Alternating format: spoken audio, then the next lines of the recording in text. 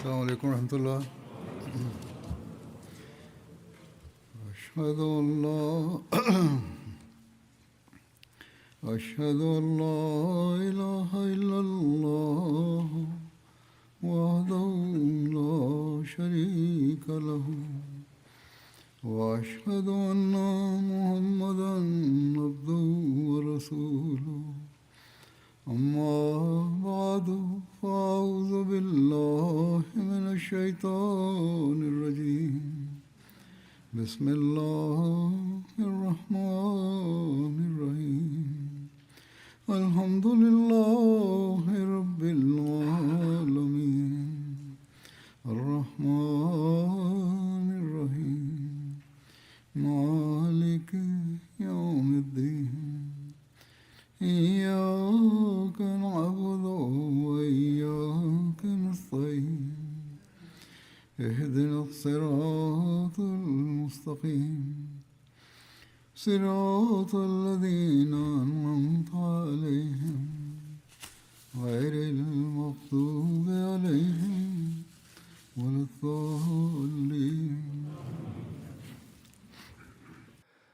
По милости Всевышнего Аллаха, со вчерашнего дня начался месяц Рамадан. Этот месяц поста Всевышний Аллах даровал нам особенно для того, чтобы укреплять нашу связь с Ним и совершенствовать нашу духовную жизнь. Пусть Всевышний Аллах одарит каждого мусульманина Ахмади возможностью извлечь из этого месяца максимальную пользу. Однако всегда следует помнить, истинная польза достигается только тогда, когда и после Рамадана мы сохраняем и даже стремимся повышать уровень любви к Всевышнему Аллаху и поклонения Ему. Только так мы сможем исполнить цель нашего сотворения.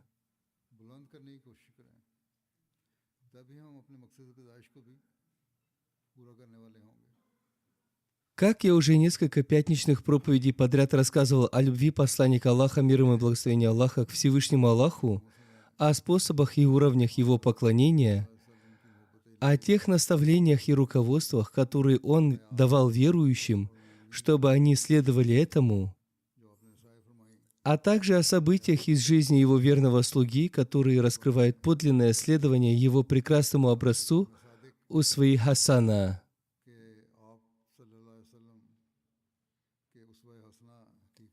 Эта тема будет продолжена и сегодня в связи с месяцем Рамадан.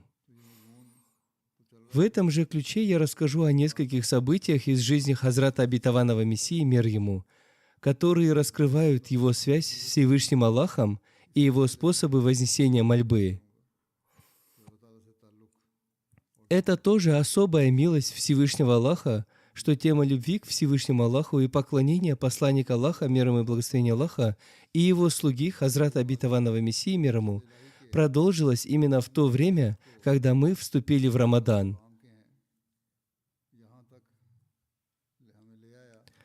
Нам предоставляется возможность провести самоанализ и улучшить свое духовное состояние. Поэтому все события, о которых я рассказывал раньше, я представлю вашему вниманию и сейчас. Каждый из нас должен держать перед глазами этот образец, чтобы совершенствовать свою духовную жизнь, проводить самоанализ и прилагать усилия к тому, чтобы следовать тем путям поклонения и той связи с Всевышним Аллахом, которые были у нашего Господина, Хазрата Мухаммада, избранника, мир ему и благословения Аллаха, и у его верного слуги. Не следует просто слушать об этих событиях и наслаждаться ими. Они должны стать для нас руководством. Среди этих событий приведу одно повествование, переданное Хазратом Мирзой Баширом Ахмадом Сахибом. Он записал повествование уважаемого Маульви Мухаммада Абдуллы Батальви, который сообщил, что это было, вероятно, в 1907 году. Однажды Аматур Рахман Сахиба, дочь покойного Кази Зияуддина, она также была моей родственницей по материнской линии, дала мне клочок бумаги, который использовался как черновик. Однако на нем были написаны строки рукой Хазрата Обетованного Мессии, мир ему, и Хазрат Матери верующих, да будет доволен ею Аллах. Поэтому я с большой любовью взял этот черновик как табарук, реликвию, и сохранил. Позже он где-то затерялся, возможно, попал в книги, но поскольку с этим связан один важный случай, который мне лично рассказала Аматур Рахман Сахиба, я считаю необходимым упомянуть об этом. На этом клочке бумаги, который казался обычным черновиком, были написаны строки, проливающие свет на связь Хазрата Обетованного Мессии, мир ему, с Аллахом, его богобоязненность, святость и страстное влечение к поклонению.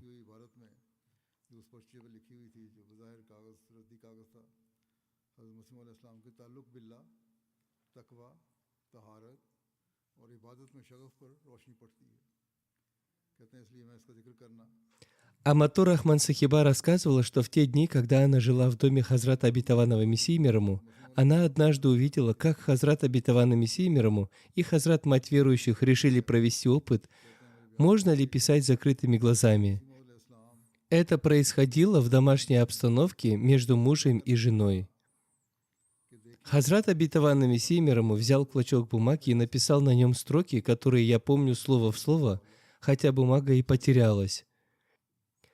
Я могу с полной уверенностью сказать, что если бы она нашлась, на ней были бы именно эти слова. С закрытыми глазами Хазрат Обетованный Мессия, мир ему, написал: «Человеку следует всегда бояться Всевышнего Аллаха и 5 раз в день возносить мольбы в Его присутствии». Это и есть тот уровень, обретать который он всегда наставлял своих последователей. У него всегда была только одна забота, чтобы его последователи и вообще каждый верующий были людьми, у которых есть страх перед Всевышним Аллахом и которые постоянно устремлены к поклонению.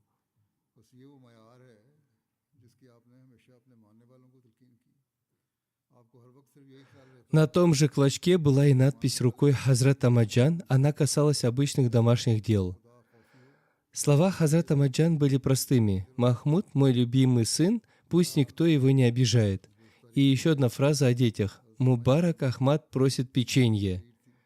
Это были обычные домашние записи. Однако слова Хазрата Обетованного Мессии, мир ему, хотя и написанные закрытыми глазами, были твердыми и зрелыми.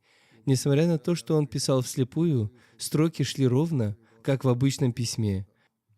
У Хазрат Матери верующих буквы располагались неровно, вверх и вниз, и строки не сохраняли ровности.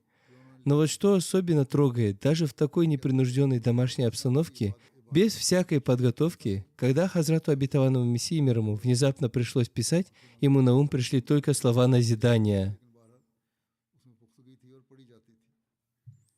А слова Хазрат Амаджан были такими, какие, естественно, могли прийти в голову в той обстановке. Истина в том, что в этом и заключается разница между Божьими посланниками и обычными людьми. Это простое домашнее событие, но в нем содержится глубокий урок. В сердце Хазрата Обетованного Мессии, мир ему, всегда была боль. Как приблизить людей к Всевышнему Аллаху, как зажечь в них страсть к поклонению. Это был обычный домашний эпизод, но в нем кроется великий урок. Хазрат Мирза Башир Ахмад Сахиб также передал еще один случай. Мия Абдулла Санари сообщает, что в 1884 году Хазрат Обетованный Мессия, мир ему, решил на время покинуть Кадьян и уединиться где-нибудь для совершения чиллы, 40-дневного духовного уединения, а также совершить путешествие по Индии. В связи с этим он намеревался отправиться в Суджанпур, округ Гурдарспур, и пребывать там в уединении. По этому поводу он отправил Мия Абдулле написанную собственноручно почтовую открытку.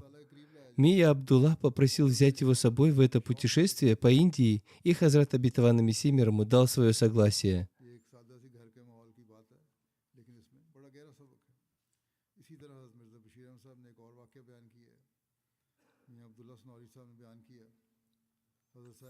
Однако затем Хазрату Обетованному Мессии, мир ему, было ниспослано откровение относительно поездки в Суджанпур, которое гласило: «Разрешение твоих трудностей произойдет в Хошиарпуре». После этого он отказался от намерения ехать в Суджанпур и решил отправиться в Хошиарпур.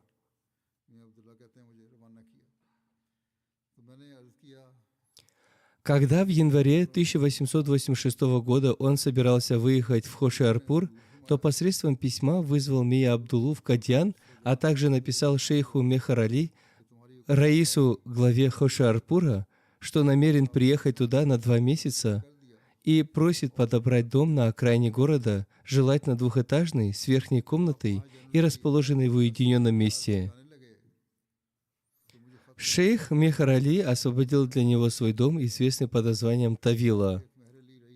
Хазрат обетованный Мессия мир ему отправился в путь в небольшой повозке по дороге вдоль реки Биас.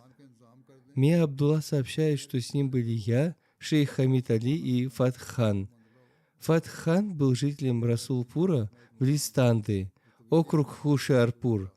Он был большим почитателем Хазрата обетованного Мессии мир ему, однако впоследствии он, к несчастью, попал под влияние Маулви Мухаммада Хусейна Батальви и отступил от веры.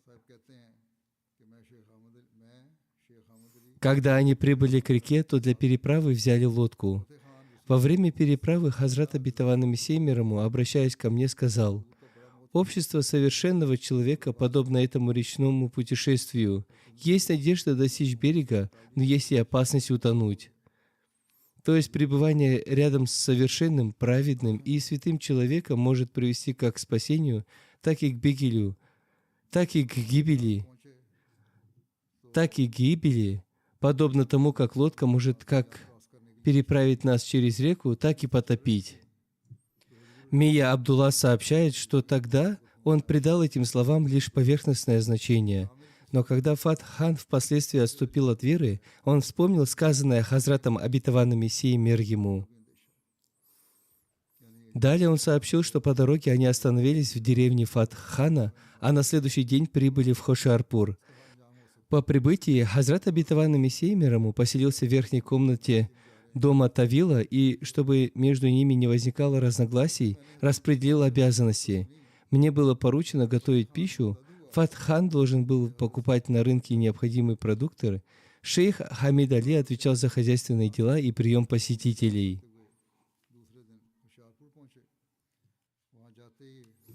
Затем Хазрат обетованный Мессия мир ему собственноручно распространил объявление, что в течение 40 дней никто не должен приходить к нему навстречу и никто не должен приглашать его к себе. После этих 40 дней он останется еще на 20 дней. В течение этого времени желающие смогут встретиться с ним, пригласить его или задать ему вопросы. Он также велел нам держать внутреннюю цепь на входной двери постоянно запертой, и чтобы никто в доме не звал его. Если он сам кого-то позовет, отвечать следовало лишь в пределах необходимости. Никто не должен был подниматься к нему в верхнюю комнату, и никто не должен был заходить на верхний этаж. Он распорядился, чтобы еду ему давали наверх, но не ожидали, пока он поест. Пустую посуду следовало забрать позже. Намаз он совершал наверху один, так как находился в состоянии молитвенного уединения, а мы молились внизу. Относительно пятничной молитвы он сказал, что поскольку она обязательна, следует найти какую-нибудь заброшенную мечеть на окраине города, где можно было бы совершать молитву в уединении. Такая небольшая заброшенная мечеть находилась в саду за городом, и по пятницам Хазрат обетованный Мессия мир ему отправлялся туда, сам читал хутбу, пятничную проповедь и проводил молитву. Мия Абдулла сообщает, что, относя еду наверх, он не разговаривал с Хазратом обетованным Мессией мир ему, однако если сам Хузур обращался к нему, то он отвечал.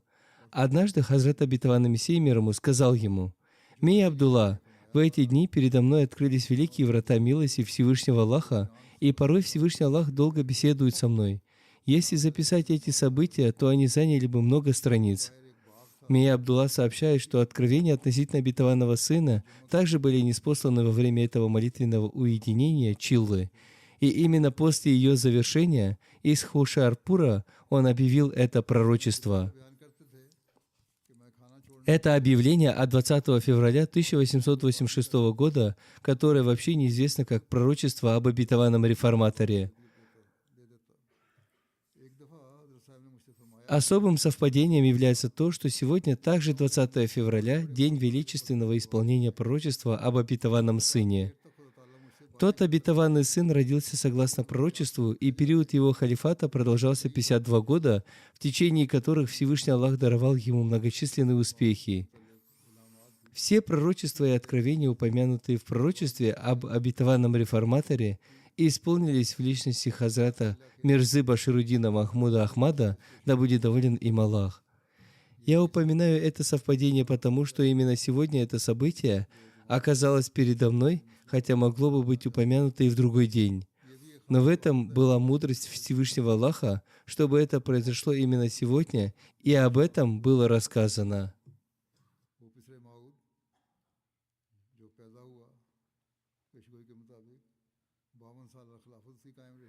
В связи с 20 февраля, днем пророчества об обетованном реформаторе, был разъяснен и исторический контекст, как он отправился в уединение и какие благие вести ему были дарованы там. В эти дни в общине также проходят собрания, посвященные этому дню. По программам МТА можно посмотреть и узнать исторические подробности об этом. По прошествии 40 дней Хазрат обетованный Мессия мир ему, согласно объявлению, остался там еще на 20 дней. В это время многие приглашали его в гости, некоторые приходили для религиозных дискуссий, а также приезжали старые знакомые. В те дни состоялась его дискуссия с Мурлидхаром, описанная в книге «Сурма Чашме Арья». По истечении 2 месяцев Хазрат обетованный Мессия мир ему тем же путем отправился обратно в Кадиан.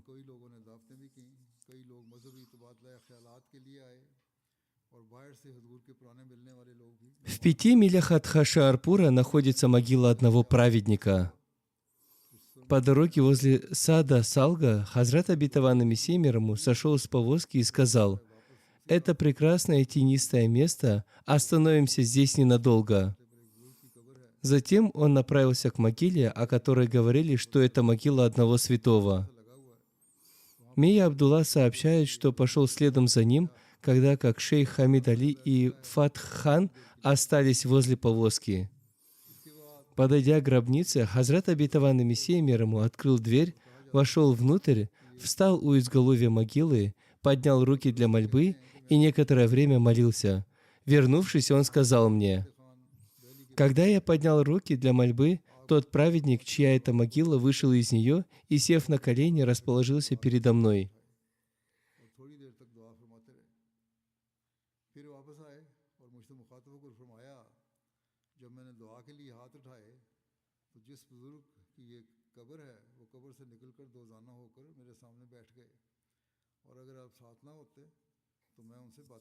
Если бы ты не был со мной, я бы даже побеседовал с ним.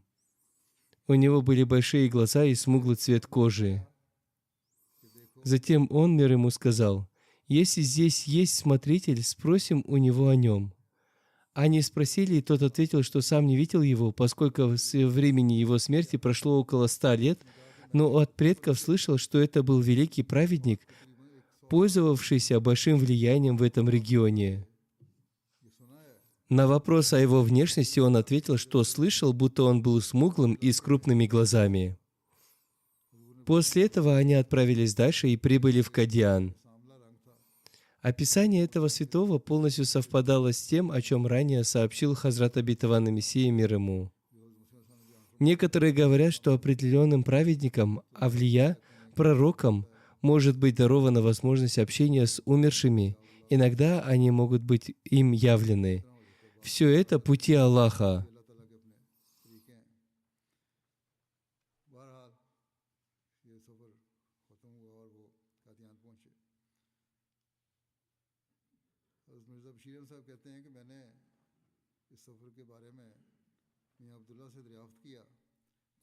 По завершении путешествия они вернулись в Кадиан. Хазрат Мирза Башир Ахмад рассказывает, что спросил Мия Абдуллу о том, чем занимался Хазрат обетованный Мессия мир ему в период уединения и каким образом совершал поклонение. Мия Абдулла ответил, что они этого не знали, поскольку он находился в верхней комнате, и им было запрещено подниматься к нему. Лишь когда они приносили еду, то поднимались к нему с его разрешения. Однажды, когда Мия Абдулла заносил еду, Хазрат обетованный Мессия мир ему сказал: «Мне было ниспослано откровение. Благословен тот, кто в ней, и те, кто вокруг нее».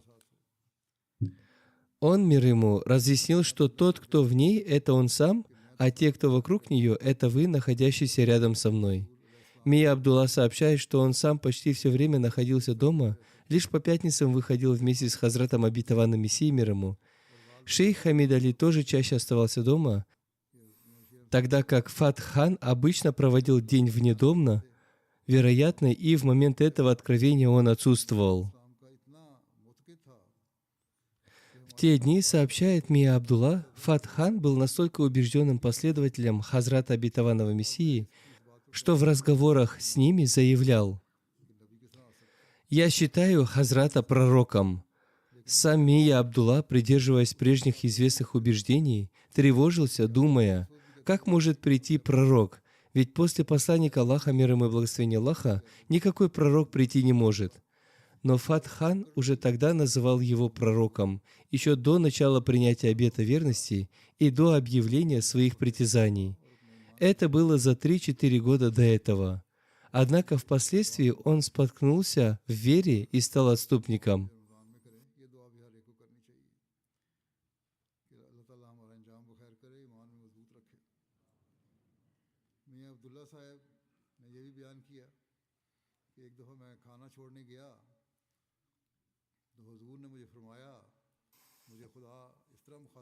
Из этого следует, что человек должен постоянно молиться о благом исходе и стремиться к укреплению своей веры. Нужно просить об этом в молитвах, особенно в месяц Рамадан, чтобы Всевышний Аллах даровал нам благой конец и укрепил нас в вере. Мия Абдулла также сообщил, что однажды, когда он относил еду, Хазрат обетованный Мессия мир ему сказал: «Бог обращается ко мне таким образом и говорит со мной так, что если я раскрою хотя бы малую часть этого, то все эти последователи, которых вы видите, отвернутся». И в действительности произошло нечто подобное. Когда он объявил о своем притязании, некоторые люди действительно отошли и усилили свое противостояние, потому что не могли даже представить, что Всевышний Аллах может говорить таким образом. Есть также другой случай, касающийся его молитвы. Некоторые люди обсуждают правовые, вопросы относительно намаза, как следует складывать руки, какими должны быть движения. Что касается того, как Хазрат обетованный Мессия мир ему совершал намаз, сообщается следующее.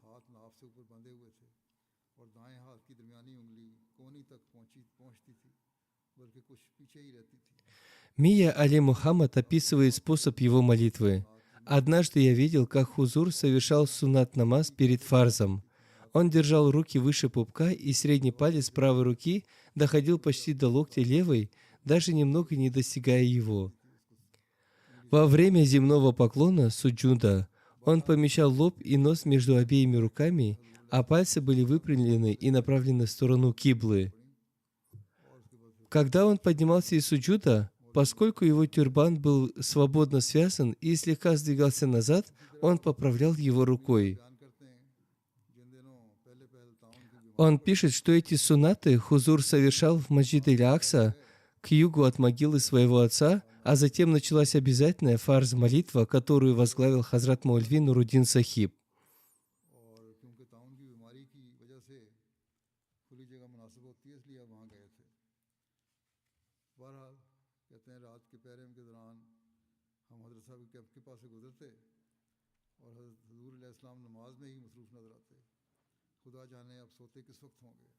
Об еще одном событии сообщает Хазрат Мухаммад Джамиль, когда впервые разразилась эпидемия чумы. Хузур переселился со своей семьей в сад, так как при эпидемии чумы предпочтительнее находиться на открытом воздухе. Ночами мы несли стражу. Проходя мимо его шатра, мы видели, что он занят молитвой. Бог знает, когда он вообще спал. Хазрат Чодри Абдурахман рассказывает, что Хузур совершал молитву тахаджуд с большой смиренностью. Даже из комнаты напротив маленькой мечети был слышен его голос. У него было обыкновение многократно повторять аят «Ихди нас сират аль-мустаким», «Веди нас прямым путем». Эту молитву и нам следует часто повторять, чтобы Всевышний Аллах всегда удерживал нас на прямом пути. Хазрат Мастер Назир Хусейн описывает состояние молитвы Тахаджуд Хазрата Обетованного Мессии мир ему следующим образом. Однажды по пути в Джехлум они остановились в Лахоре в доме его покойного деда Хазрата Мия Джалалуддина. Ночью Хузур остался в отдельной комнате. Повествующий устроился спать у двери. Около 3 часов ночи он проснулся и увидел, что Хузур совершает молитву. Он тоже совершил омовение и встал молиться позади него на некотором расстоянии. Он старался стоять, совершать руку и суджуд столько же, сколько Хузур, но не смог. Уже после 2 ракатов он сильно устал, тогда как Хузур все еще находился в том же ракате, в котором он к нему присоединился. В итоге он прекратил следовать за ним и стал совершать свою молитву отдельно. Это был пример его поклонения в следовании за своим господином, посланником Аллаха, мир ему и благословение Аллаха, и стремление должным образом исполнить свои обязанности по поклонению Всевышнему Аллаху. Днем, когда все сидели вокруг него, и Хузур наставлял общину совершать молитву Тахаджуд, повествующий спросил: «Если человек не может совершать молитву Тахаджуд, то что ему следует делать?» Люди часто задают этот вопрос. Хазрат Обетованный Мессия мир ему ответил: «В это время следует обильно читать истихфар, просить прощения, часто прославлять и восхвалять Аллаха. Это приводит к тому, что человеку даруется возможность совершать молитву Тахаджуд». Однако это не означает, что эти мольбы могут заменить молитву Тахаджуд, они служат лишь средством того, чтобы получить возможность совершать ее.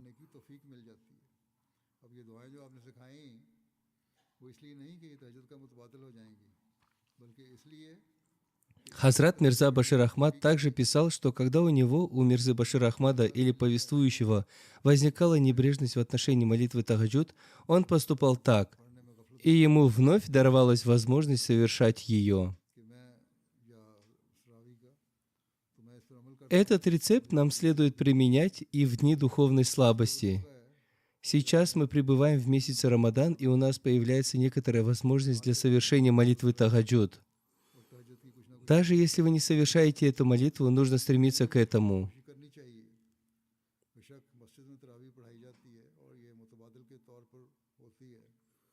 Безусловно, в мечетях совершается таравих и для слабых, больных и тех, кто не может проснуться рано или уделить много времени.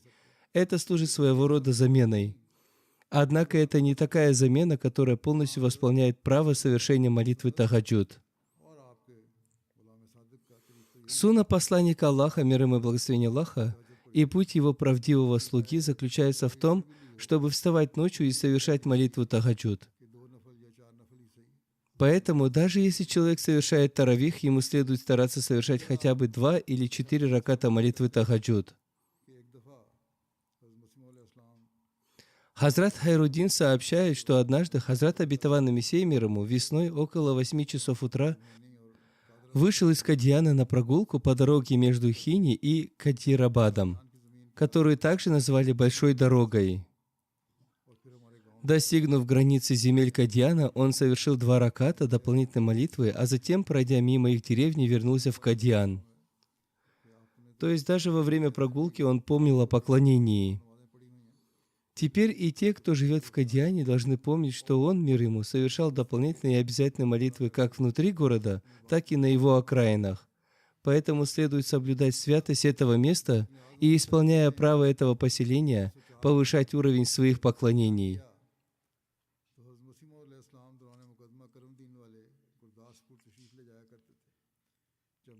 Хазрат Малик Нияз Мухаммад рассказывает, что в 1904 году, когда он прибыл в Кадьян, Хазрат Обетованный Мессия мир ему по судебному делу Карамдина часто ездил в Гурдарспур.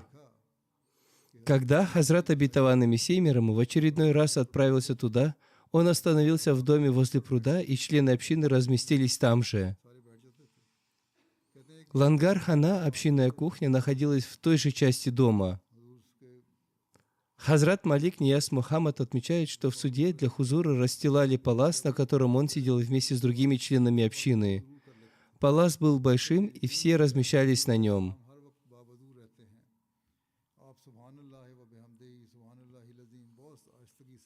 Особенно ему запомнилось, что Хузур всегда пребывал в состоянии омовения. Каждый раз после справления нужды он обязательно совершал омовение, и поэтому повествующий убедился, что он, мир ему, постоянно находился в состоянии малого омовения вуду.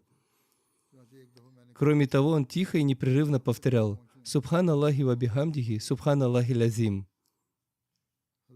Хазрат Чодри Абдурахим сообщает, что в начальные годы Хузур обычно приходил в мечеть на молитву раньше всех. Однажды он попытался прийти первым, но Хузур уже находился там.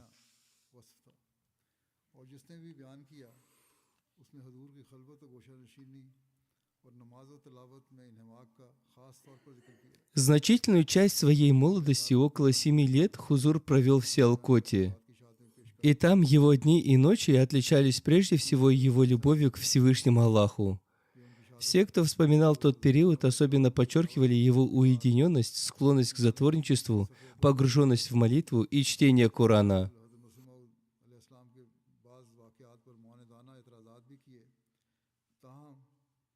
В этой связи приводится свидетельство некоторых уважаемых и авторитетных жителей Сиалкота.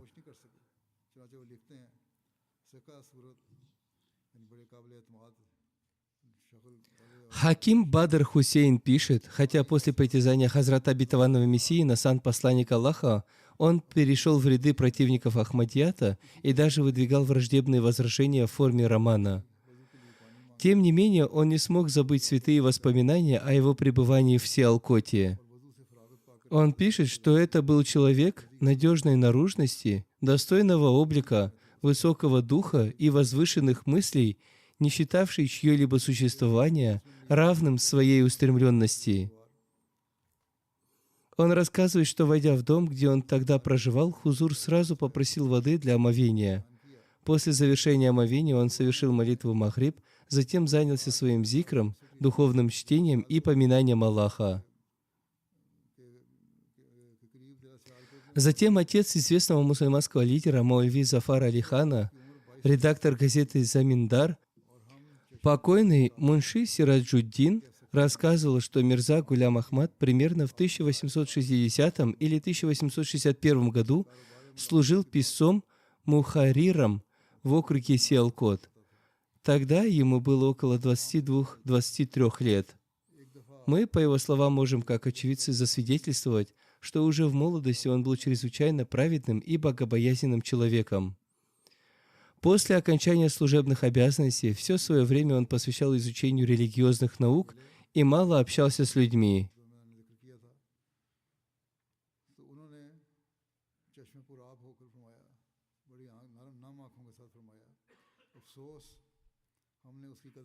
Однажды Хазрат шейх Якуб Али Сахиб Ирфани в Сиалкоте встретился с Саидом Мир Хасаном Сахибом, о котором уже упоминалось ранее.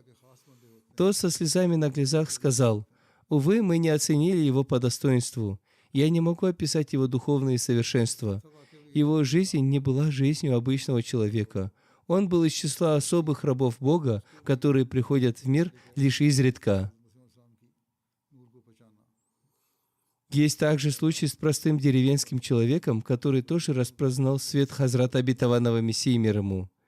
Ведь на лицах тех, кто любит Всевышнего и является его избранниками, сияет божественный свет.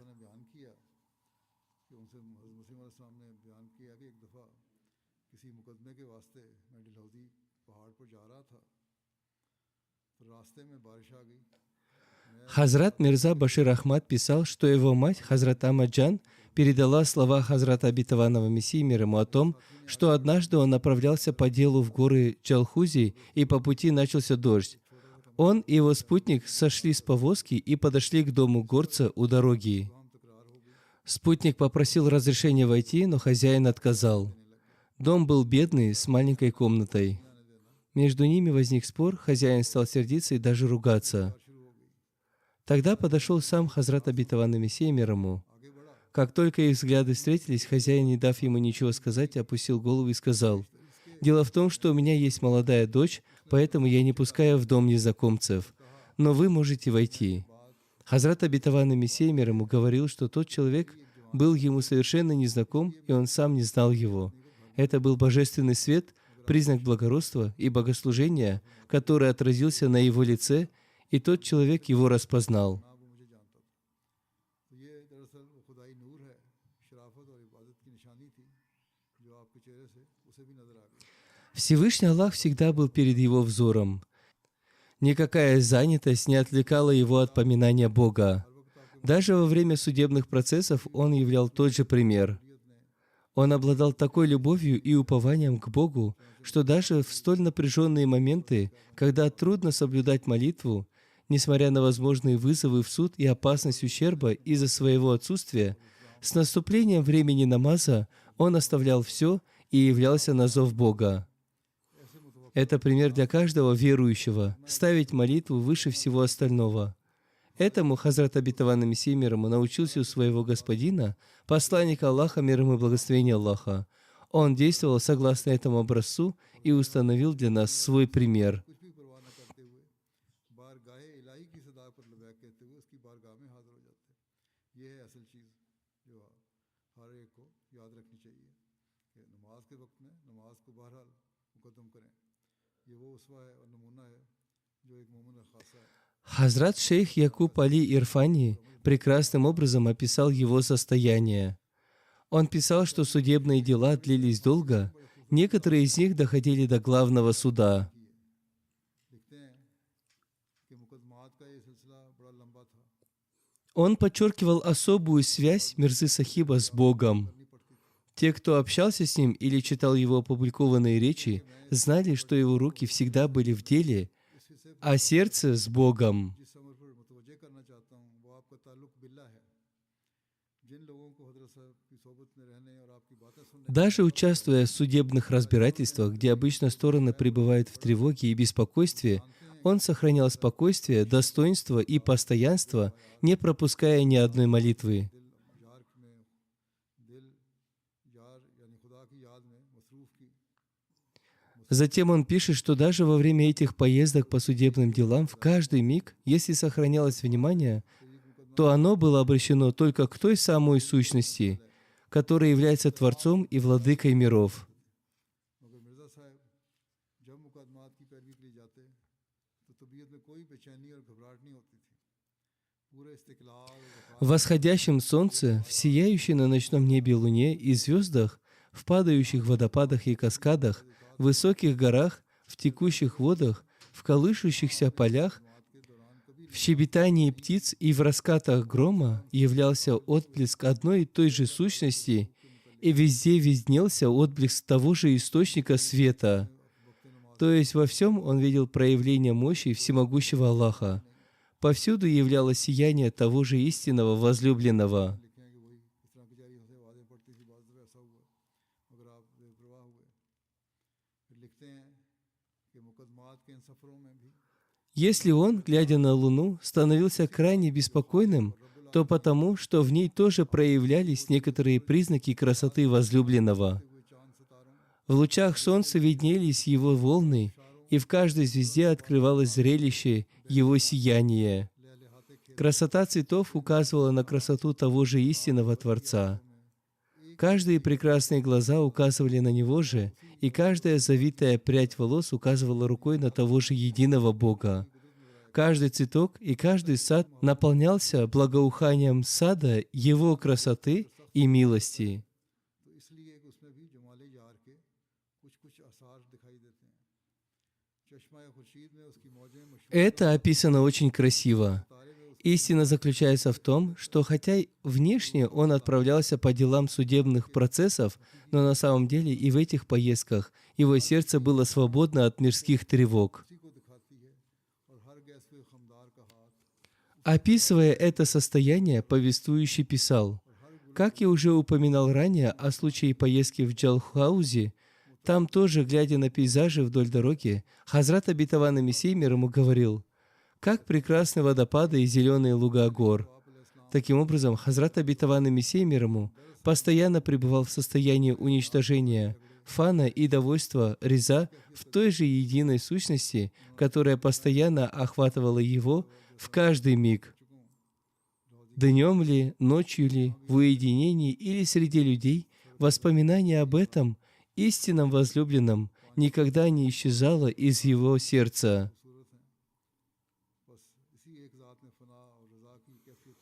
Хазрат Мирза Башир Ахмад передает слова своей матери, которая рассказывает: однажды Хазрат обетованный Мессия мир ему сказал, что ему было внушено от Бога часто произносить слова «Субхан Аллахи ва бихамдихи, Субхан Аллахи лазим».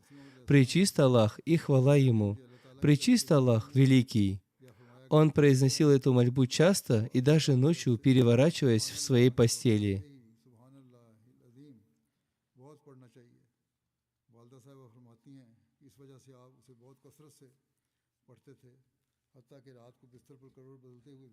Мирза Башир Ахмад добавил, что рассказал об этом Маульви Шер Али Сахибу, и он сообщил то же самое. По его словам, он сам постоянно слышал, как Хазрат обетованный Мессия мир ему постоянно произносил эти слова.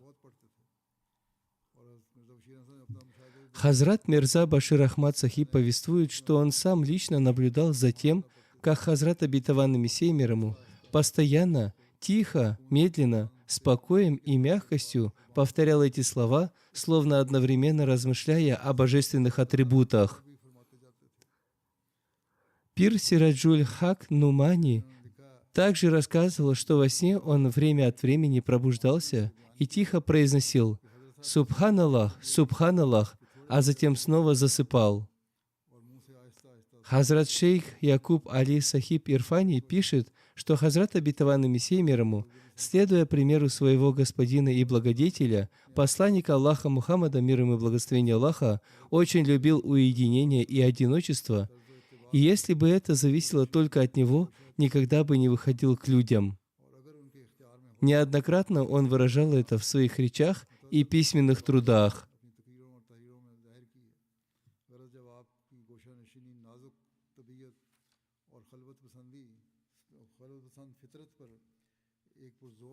Когда любовь к уединению и склонность к тишине глубоко повлияли на его тонкую и чувствительную натуру, и когда божественное притяжение полностью устремило его к Аллаху, он написал письмо своему отцу. Из этого письма видно, насколько с юных лет он был отстранен от всего мирского и стремился укрепить свою связь с Всевышним Аллахом. Это письмо, написанное им в юности, является свидетельством его святой природы и возвышенного характера. В письме на персидском языке он обращается к отцу и пишет, что своими глазами видит, как ежегодно в разных странах вспыхивают эпидемии, разлучающие друзей с друзьями и близких с близкими. Не проходит ни одного года без бедствий, подобных пылающему огню, вызывающих потрясения, словно судный день. Видя это, сердце его охладело к миру, а лицо побледнело от страха. И сегодня мировые события напоминают нам о том, как повсюду разгораются пожары смут, и поэтому следует еще крепче держаться за связь с Богом. Хазрат обетованный Мессия мир ему также со слезами сожаления цитирует строки из стихотворений шейха Маслихуддина Саади Ширази. «Не полагайся на непрочную жизнь и не считай себя в безопасности от игр судьбы». А затем приводит свои собственные строки. В те времена он использовал псевдоним Фарух Кадиани.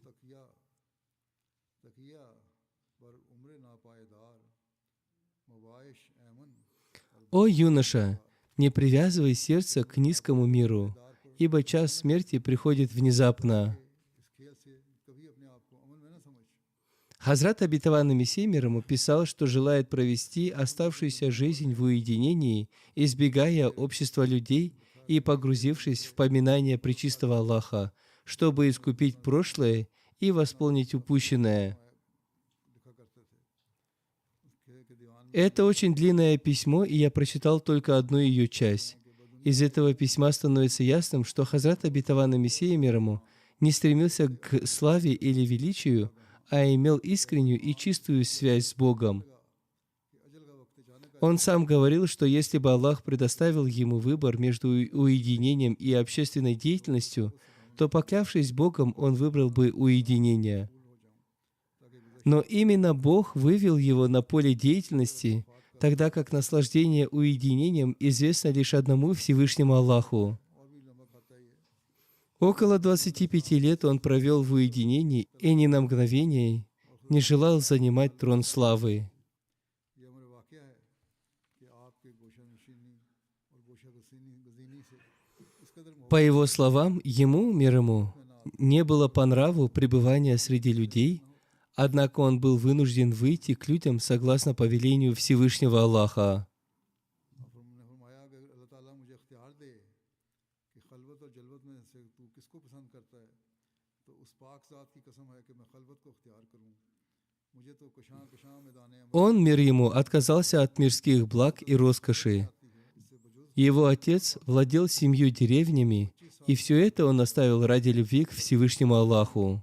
नहीं चाहा कि दरबार शोर Он, мир ему, также наставлял своих последователей так поступать. के लोगों में मिलकर बैठूं, मगर Мухаммад Муса повествует, что однажды новообращенный землевладелец попросил разрешения поехать и разделить богатый урожай. शहजादगी थी जो तरक कर दी। Хазрат обетованный Мессия мир ему спросил его, насколько богатый урожай. Он ответил, очень много. На что Хазрат обетованный Мессия мир ему ответил, что сам оставил множество деревень ради Бога и посоветовал ему остаться еще на некоторое время, укрепить свою веру и доверить все свои мирские дела Богу, и Бог благословит их. दीजिए फसल तैयार है, बड़ा जिम्मेदार था, मैंने तकसीम करानी है। Но в другом месте он, мир ему, также изволил сказать, что мирские дела совершенно оставлять тоже не следует. Те блага, которыми одарил Всевышний Аллах, их тоже нужно ценить. Поэтому в любом случае для воспитания этого новообращенного он дал ему именно такой совет. Таким образом, это также происходит в соответствии с обстоятельствами. Каждому следует, глядя на свои собственные обстоятельства, подумать о том, чтобы не погружаться в мир настолько, чтобы полностью в нем утонуть, и в то же время не становиться настолько отрешенным от него, чтобы не исполнять своих мирских обязанностей. अपने भी हालात देखकर देखना चाहिए कि दुनिया में इतना ना डूब जाए, Поэтому в исламе есть умеренное учение, его и следует придерживаться. भी ना हो Но одну вещь всегда нужно помнить. Всевышнего Аллаха никогда не следует оставлять и забывать. इख्तियार करना चाहिए В этом аспекте всегда требуется большая осторожность. कि अल्लाह ताला Таковы некоторые аспекты его любви к Богу и его поклонения.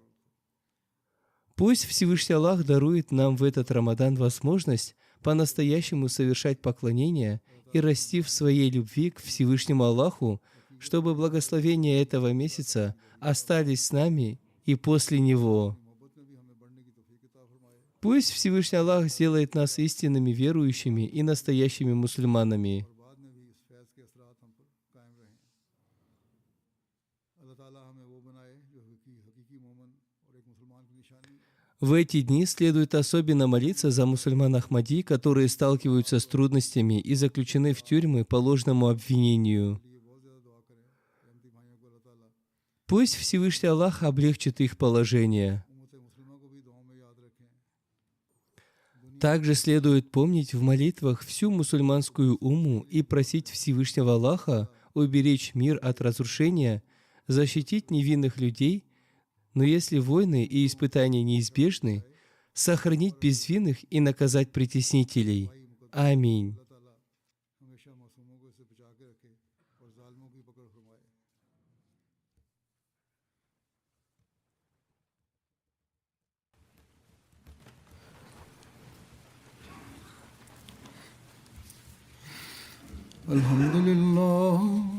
الحمد لله نحمده ونستعينه ونستغفره ونؤمن به ونتوكل عليه ونعوذ بالله من شرور أنفسنا ومن سيئات أعمالنا من يهده الله فلا مضل له ومن يضلل فلا هادي له ونشهد أن لا إله إلا الله ونشهد أن محمدا عبده ورسوله عباد الله رحمكم الله إن الله يأمر بالعدل والإحسان وإيتاء ذي القربى وينهى عن الفحشاء والمنكر والبغي